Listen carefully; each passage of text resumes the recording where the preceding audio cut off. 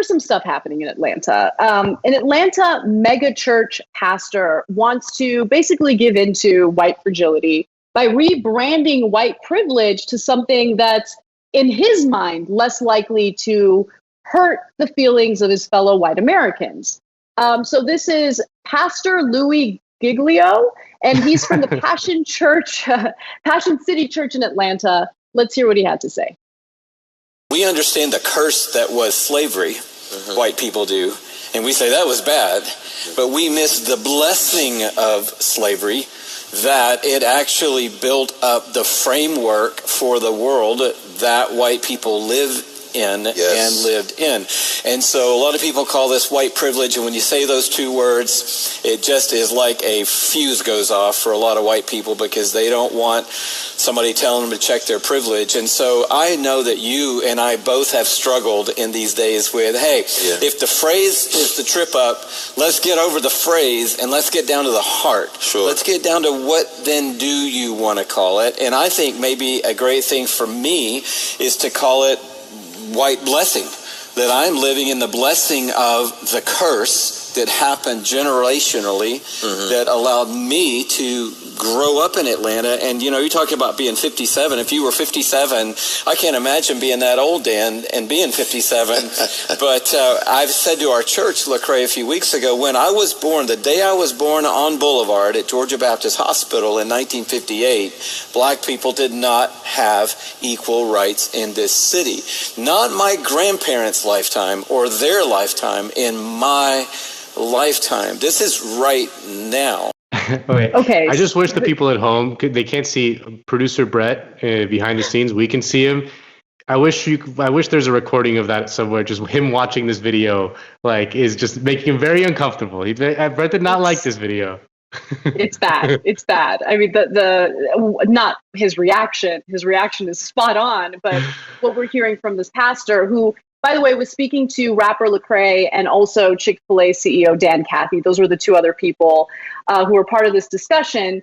And look, I think one of the whole thing was uncomfortable and weird, and we'll break it down bit by bit in just a second. But my favorite reaction to it on Twitter was someone who goes by Beth Banana.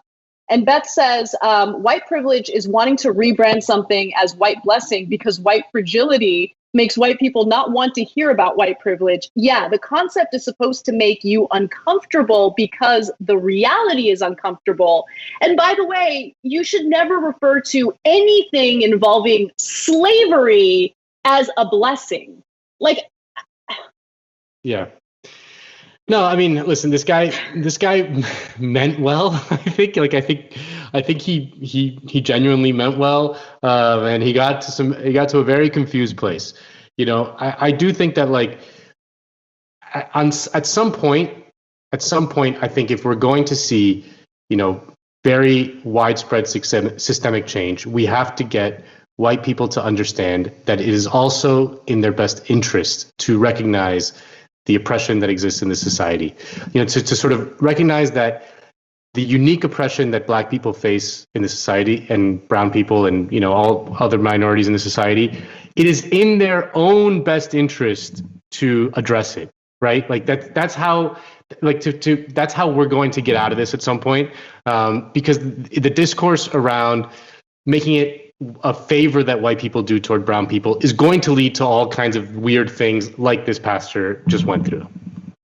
Yeah, and he did apologize, and he tried to clarify what he meant by referring to slavery as a blessing when he said on Twitter the following: not seeking to refer to slavery as a blessing, but that we are privileged because of the curse of slavery. In calling it a privilege / benefit / blessing, word choice wasn't great. Trying to help us see society is built on the dehumanization of others. My apology, I failed. And look, when he explained it that way, I agree with you. I don't think that he meant to come across the way he did in that insanely unfortunate statement. But I also think, like, the whole point is ridiculous on its face, because we need to have honest discussions and not use, like, polite little euphemisms to ensure that these conversations are comfortable, because the very nature of the conversation is uncomfortable, will remain uncomfortable. And unless we're willing to put ourselves in that place of discomfort, we're not going to solve anything. And by the way, like I've really learned lately to humble myself when it comes to perspectives that I disagree with or might be calling me out and my ideology out specifically, rather than immediately like brush it off or get angry about it. I've learned a lot by being challenged by people who I might not agree with. And I really want people to open themselves up to that, because that's where you really do see the most personal growth. Thanks for watching The Young Turks. I really appreciate it. Another way to show support is through YouTube memberships. You'll get to interact with us more. There's live chat emojis, badges. You've got emojis of me, Anna, John, JR. So those are super fun. But you also get playback of our exclusive member-only shows and specials right after they air.